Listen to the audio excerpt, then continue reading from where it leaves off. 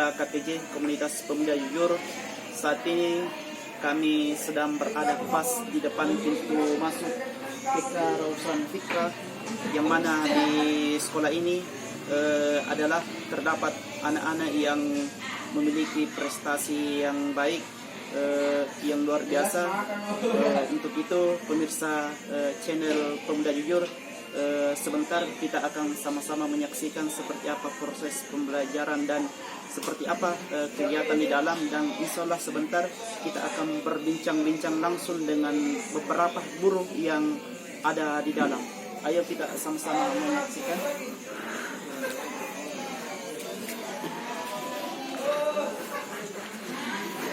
Pemirsa, kita lihat di dalam, inilah kondisi sekolah ini. Ini adalah ruang guru, dan ini adalah ruang kelas anak-anak. Di samping sebelah kanan saya ada juga satu ruang belajar untuk anak-anak. Itu mungkin dari kami. Boleh, Pak? Buka tasnya. Ya. Bukan tasnya. Bukan tasnya, nak, sayang. Bukan tasnya.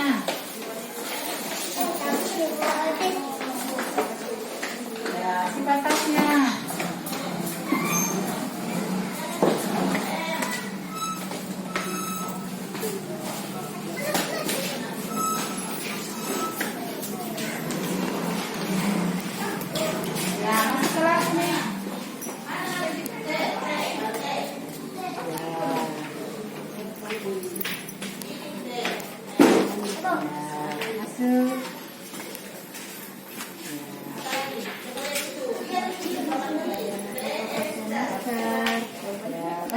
Sini sayang.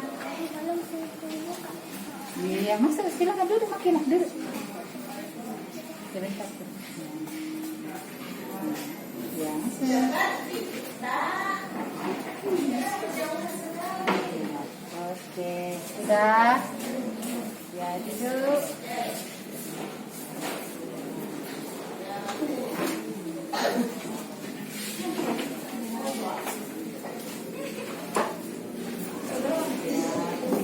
Atur jarak sayang, atur jarak, nak. Sini. Iya.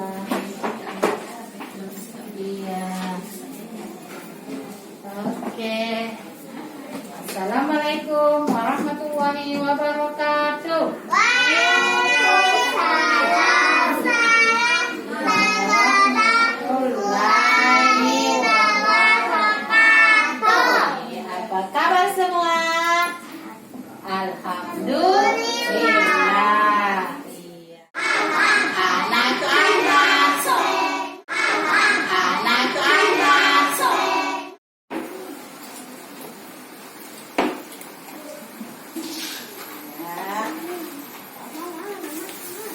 Tangan kanan Sehna. Tangan kanan Sehna. Iya. Hati-hati ya, makanannya nggak boleh tumpah ya. Pakai tangan ini, tangan kanan, pelan-pelan. Nggak boleh tumpah. Kenapa? Duduk. Nanti diambilkan, ya? Tupanya.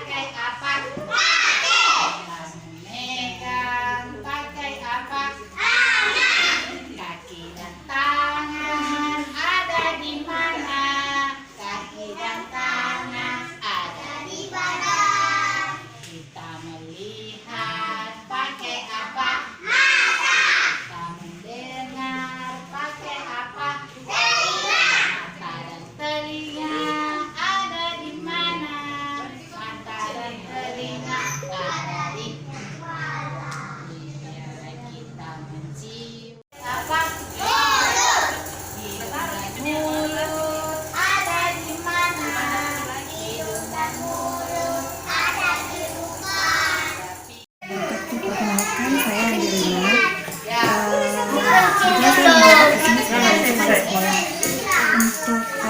Untuk awal mulai dari sekolah ini didirikan itu tahun 2008 yang didirikan oleh Andi Mariatang. Sekolah ini sebenarnya didedikasikan untuk warga atau anak-anak yang kurang mampu, sehingga sekolah ini memang mencakup untuk menengah ke bawah seperti itu. Dan alhamdulillah sudah berjalan sampai 10 tahun lebih, kita muridnya semakin banyak dan juga ini sangat membantu untuk masyarakat sekitar sini seperti itu. Kalau untuk kesan dan pesan dari alumni sebelumnya yang di sini, alhamdulillah itu murid kami di sini lebih cepat menerima pelajaran, dan istilahnya kalau untuk dalam membaca, menulis seperti itu, murid-murid kami lebih cepat mengetahui, dan banyak juga yang berprestasi di sekolahnya setelah selesai dari sini seperti itu. Nah, sebelumnya mungkin saya ingin memperkenalkan ibu ini bernama Dr. Haja Nur Hadi pertama, dan yang kedua adalah Ibu Ramsina yang insya Allah sebentar akan berbagi kepada kita semua, kepada pemirsa, tentang bagaimana sih menjadi seorang guru yang baik, bagaimana metode-metode pembelajaran ini pada saat pandemi. Nah, mungkin sebelumnya kita ingin bertanya dulu sama Ibu. Ibu sudah berapa tahun sekarang mengajar di Permisi Pak ya. Iya. Perkenalkan, saya Ibu Dr. Haja Nur Hadi. Saya itu menjadi guru PAUD dari tahun 34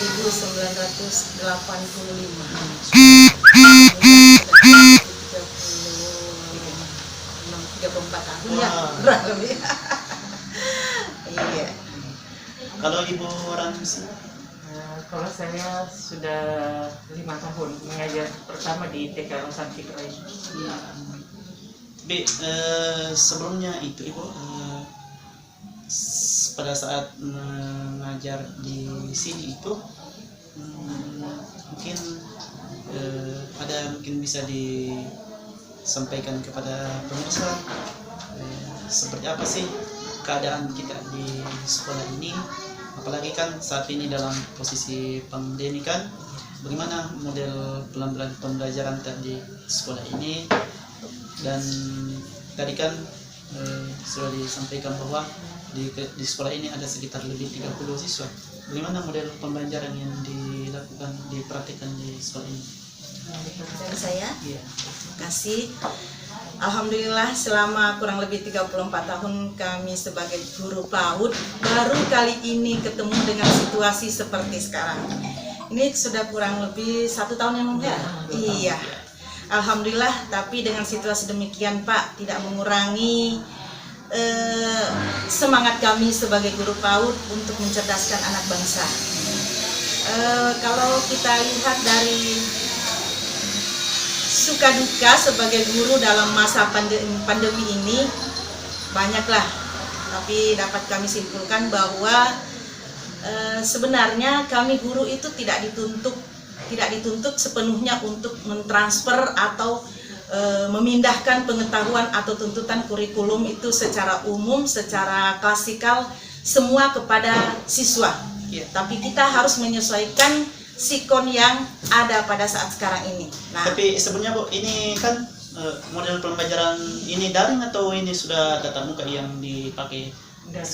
selama ini kami daring Pak. Itu juga sebagai tuntutan dari Dinas Pendidikan. Namun kami tempuh beberapa cara. Salah satunya murid itu kami bagi 2. Rombel ya? 2 rombel. Iya, kami bagi 2 rombel. Terus kedatangannya pun tidak sekaligus. Kami kelompokkan, misalnya kelompok 1 datangnya hari Senin, Rabu, Jumat. Yang kelompok 2 itu Selasa, Kamis, Jumat. Tetapi mereka datang dalam waktu juga sedikit, hanya sebatas menyetor tugas yang kami berikan secara daring, terus mengambil kembali tugas yang akan kami berikan. diselingi dengan penjelasan sedikit, karena kalau anak-anak Pak tidak sama dengan SMP, usia SMP, SMA, perlu kami adakan sentuhan langsung kepada anak untuk mengetahui juga latar belakang, karakternya anak-anak, latar belakang dari situasi rumahnya, gitu Pak. Oh, jadi terus itu kan tadi disebutkan bahwa anak-anak itu berbeda dengan metode pembelajaran yang dipakai dengan siswa yang SD pada umumnya. Iya. Nah, seperti apa sih sebenarnya itu Bu menghadapi anak-anak yang seperti itu? Karena kan terkadang anak SD kan tipe pemikirannya kan berbeda dengan anak yang TK itu. Bagaimana cara menghadapi sebenarnya itu Bu anak-anak sebagai guru inspiratif ini? Bagaimana kira-kira menghadapi anak-anak yang usia-usia seperti itu? Karena kita tahu persis tuh anak-anak TK TPA kan sangat sulit loh diatur. Nah, Betul. bagaimana itu Ibu mensiasati Dalam anak-anak yang pembelajaran seperti daring. ini? Iya. Ya, bisa. Yang pembelajaran daringnya itu, yang Iya. ini kan? Ya, itulah dalam pembelajaran daring untuk anak TK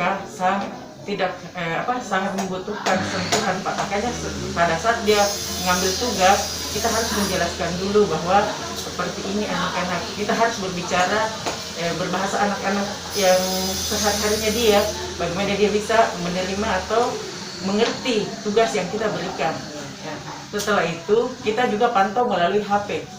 Ya, dijelaskan dulu secara face to face ke anak-anak. Tapi setelah itu proses pembelajarannya kita lakukan secara online di WA. Kita buat kelompok kelas, masing-masing kelas, dan kita mengkaji pelajaran yang kita akan berikan ke anak-anak secara seperti itu Pak. Ya, tapi Tetap ada online ya. Tetap. Tapi bagaimana caranya itu? Ini kan kita kan seperti kita kan yang dewasa ini Iya.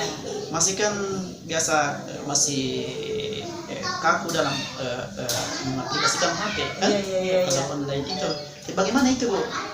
Untuk anak-anak itu bisakah mereka itu mengaplikasikan? ya, makanya butuh sekali kerjasama antara orang tua dan guru. Iya. Peran orang tua dalam belajar online itu sangat dibutuhkan. Partner kerja yang paling utama itu guru dan orang tua. Karena tanpa orang tua, anak-anak tidak akan mungkin memahami pelajarannya seperti ini tanpa panduan orang tuanya juga. Jadi kami itu sangat butuh kerjasama antara orang tua dan guru untuk mensukseskan pelajaran daring. Karena orang tua di rumah itu sangat berperan penting dalam proses belajar daring yang sekarang ini kami terapkan. Dan mungkin itulah salah satu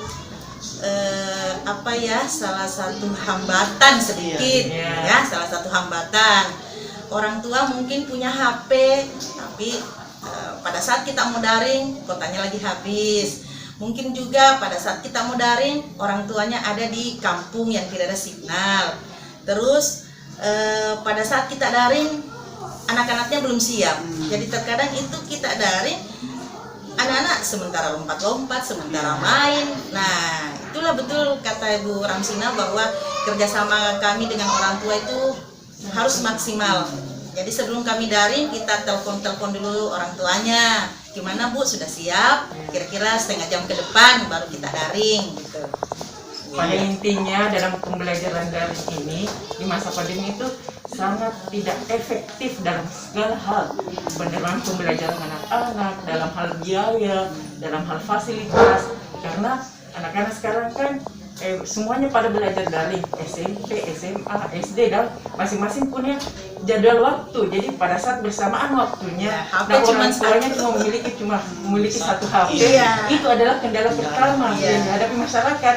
Karena tidak semua perekonomian masyarakat itu sama. Iya. Ya, karena pada intinya kasihan ada orang tua satu di HP-nya, anaknya 3, Iya. dan masing-masing jam pelajaran Bertepatan. bersamaan. Iya, Itu yang betul. paling kendala.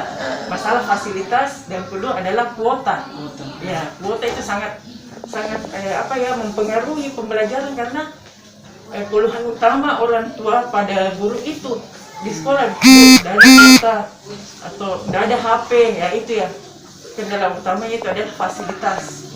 Betul, iya fasilitas. Nah, Iya. kemudian Ibu, ini kan sebagai guru inovatif di sekolah TK ini kan mungkin ada inovasi khusus yang dipraktekkan di sekolah ini yang bisa memotivasi anak-anak kita, apalagi di masa pandemi ini, sehingga proses pembelajaran kita di kelas ini tetap berjalan. Kan mungkin ada inovasi tersendiri yang dipraktekkan di sekolah ini, sehingga itu tadi pembelajaran normal sesuai harapan kita dan harapan orang tua.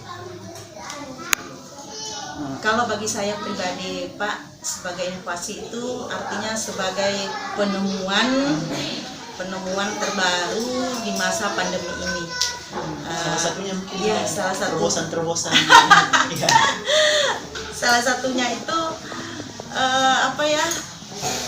supaya anak lebih tetap aktif, tetap belajar sesuai dengan tuntutan kurikulum. Kami dapat memfasilitasi dia, misalnya sesuai atau mengarahkan dia untuk menggunakan alat peraga yang dibutuhkan sesuai dengan pembelajaran pada saat itu, menyesuaikan dengan situasi di mana anak itu berada, karena tidak menutup kemungkinan anak itu ada di rumah, mungkin saja ada di dekat laut, ada di dekat gunung. Jadi kami menyesuaikan, Pak. Yang jelas materi yang kami berikan itu pada saat itu sudah mencakup perkembangan yang dituntut oleh anak didik. Ya, jadi tidak kaku. Jadi sebaiknya jangan kaku dengan kurikulum, dengan metode tidak menonton sama dari materi yang sudah ditentukan oleh dinas misalnya. Jadi kita menyesuaikan sikon anak yang kita mau sampaikan. Kita menyesuaikan, Pak. Artinya kita menyesuaikan kondisi anak-anak yang kita ajar ya, Bu. Nah, Iya, yang kemudian Bu, kita hadapi. selama mengajar di sini itu yang kurang lebih 10 tahun kita mengajar TKI, mungkin ada suka dukanya yang kita alami, apalagi di masa pandemi ini kan. Ini kan di masa pandemi ini serba terbatas kan. Betul. Apa kira-kira suka duka yang dialami sama ibu guru ini kan pada saat pembelajaran itu kan, mungkin bisa berbagi sedikit suka duka selama kita di sukanya, saya mulai dari sukanya dulu. Proses belajar mengajar PBM itu dapat kita laksanakan secara luwes, tidak kaku, tidak terikat, sebatas yang jelas materi yang akan kita mau berikan itu tersalur dan kita sudah bisa menyelesaikan sikon anak. Sedangkan dukanya sepertinya yang nampak di HP itu yang baik-baik saja. Misalnya anak dihadapi itu yang baik-baik saja. Pada saat dia menangis, pada saat dia tidak mau, itu tidak dinampakkan di situ. Jadi untuk mengetahui pribadi anak secara maksimal itu kurang lah. Terus yang kedua, di sisi orang tua, ada 1-2 orang tua yang merasa kok kenapa saya dituntut untuk bayar SPP misalnya, sedangkan tatap muka tidak ada gitu.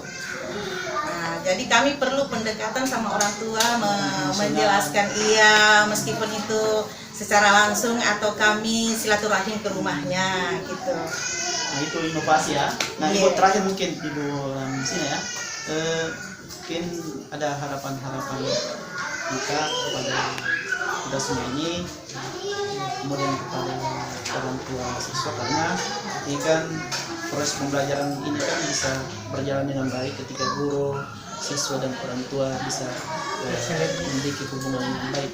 Mungkin ada harapan-harapan tersendiri di dalam sini lagi masa pandemi. Ya, harapan kami sebagai guru ke orang tua adalah tetap adanya kerjasama yang baik antar dalam proses belajar mengajar, apalagi dalam proses belajar mengajar dari ini kan. Karena tanpa adanya kerjasama dengan orang tua, otomatis proses pembelajaran daring itu tidak akan terlaksana. Jadi kami sangat mengharap sekali memberikan, kalau bisa ya, memberikan juga seperti penghargaan buat orang tua murid yang sangat berperan penting dan karena tidak semua orang tua seperti itu Pak merespon ya, ada yang betul tidak mengerti, yang gaptek masalah HP, dan ada memang orang tua yang berantusias untuk melihat anaknya bisa mengerti pembelajarannya, membantu betul-betul dari tugas-tugasnya, sangat berperan penting dalam belajar anaknya. Dan ada juga orang tua yang cuek dan tidak mau tahu karena dia merasa tidak mengerti, tidak paham karena memang dia tidak Nah, terakhir mungkin Bu Ani, Harapan saya terkhusus kepada pemerintah. Seyogyanya pemerintah bisa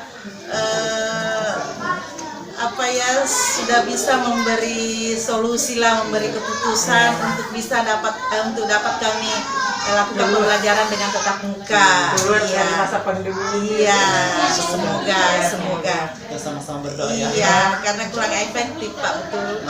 Kurang efektif. Kita ini kan sebagai guru ada aktivitas selain mengajar ya di sini. Ada ya, aktivitas tetap di bidang pendidikan misalnya. Nah, kalau saya Pak tetap ada kelompok misalnya teman-teman guru, tapi itu tidak satu kecamatan. Itu dengan tujuan kami saling memberi atau misalnya guru dari kecamatan lain, kecamatan sebelah misalnya, kami ada kelompok kecil ya, itu kami ketemu biasa sekali dalam 2 bulan. Ya, pemirsa, itu tadi sedikit obrolan santai kita bersama dengan guru inspiratif kita di TK Rausa Fikra ini. Mudah-mudahan ini bisa memotivasi kepada kita semua, utamanya para guru-guru yang lain, dan begitu pun kepada orang tua bahwa begini kondisi kita di sekolah kita di Kota Makassar ini. Oke, mungkin itu sedikit. Sampai jumpa di obrolan selanjutnya. Terima kasih Bu atas waktunya. Assalamualaikum warahmatullahi wabarakatuh. Waalaikumsalam warahmatullahi wabarakatuh. 10 tulis 12,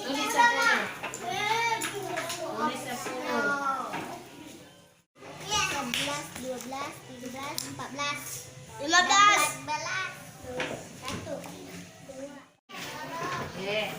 Sudah nak? Guru kayak mana? 11. Mana ke 11? Guru kayak mana? Bukan, nih. Guru kayak mana? Duduk sini. Ya, itu orang ke 11. Guru kayak mana? Nggak usah itu dulu. Siapa yang sudah selesai?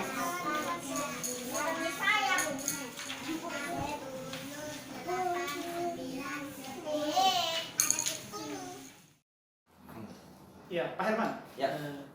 Tadi kebetulan saya berada di sekolah TK Rausa Fikra di Makassar ini. Saya sempat ngobrol dengan gurunya, melihat proses pembelajaran di sana.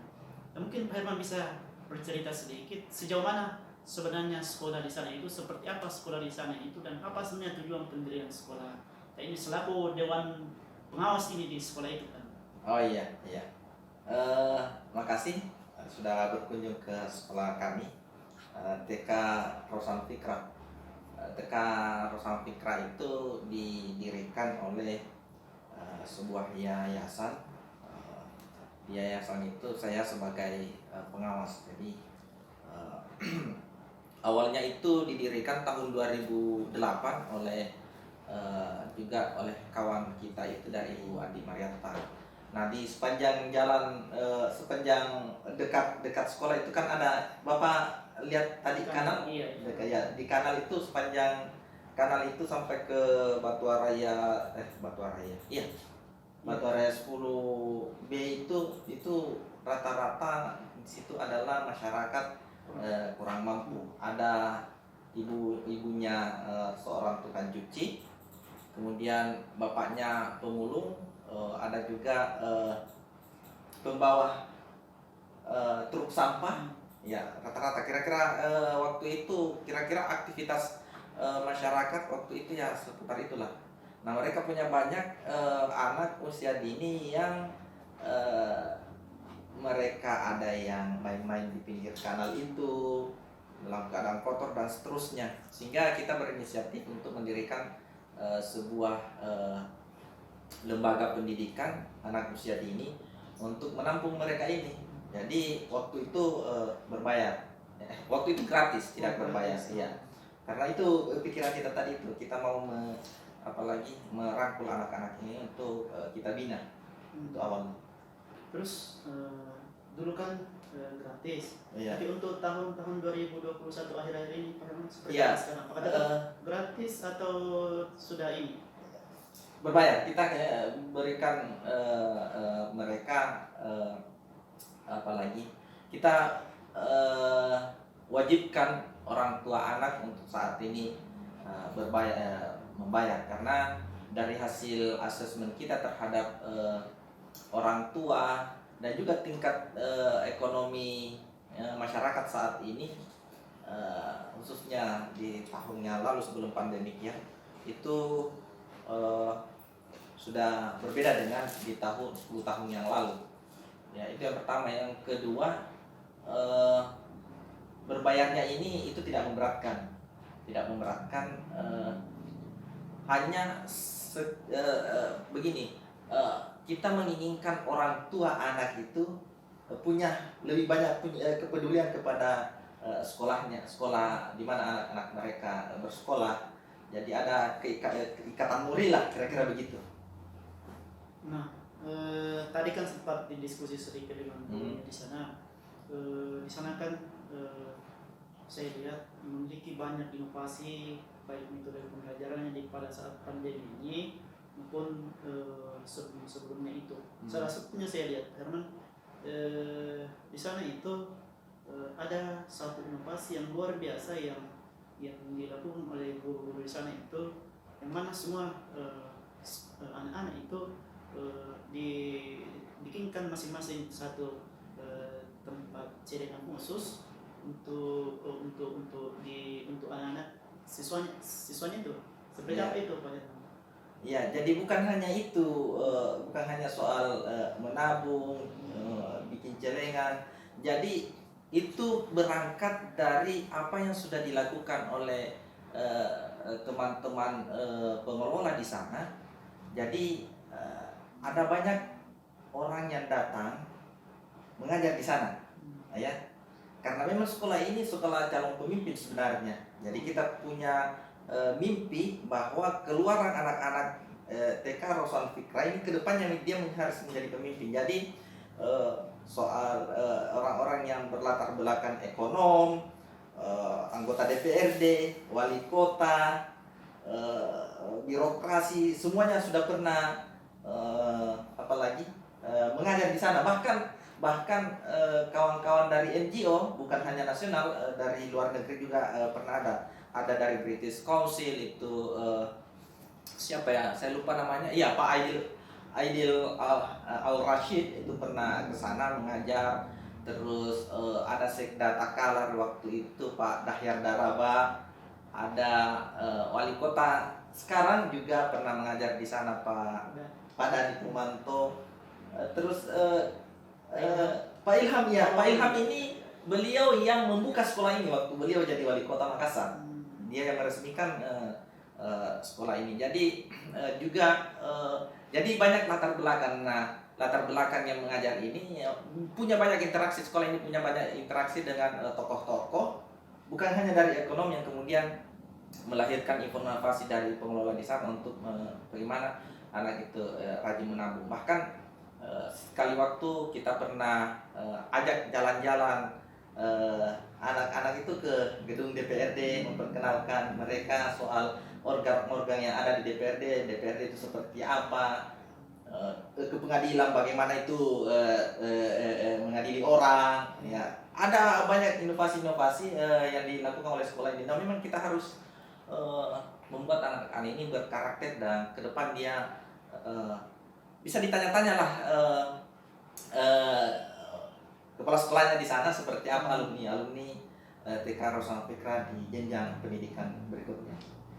Ya, Pak Herman, tadi disebutkan kan bahwa salah satu target utama yang ingin dicapai selaku Dewan Penasehat ini, pembina ini, adalah ingin melahirkan kader-kader pemimpin. Sudah ada itu?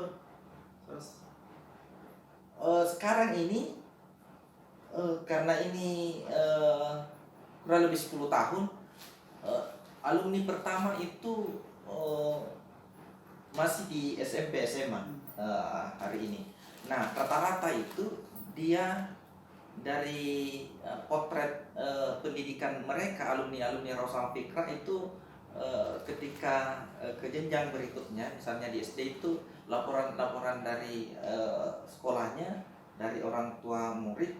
Jadi ada di kita itu di Rosan Fikra itu meskipun sudah alumni, orang tuanya itu masih banyak saling menghubungi pengelola yayasan.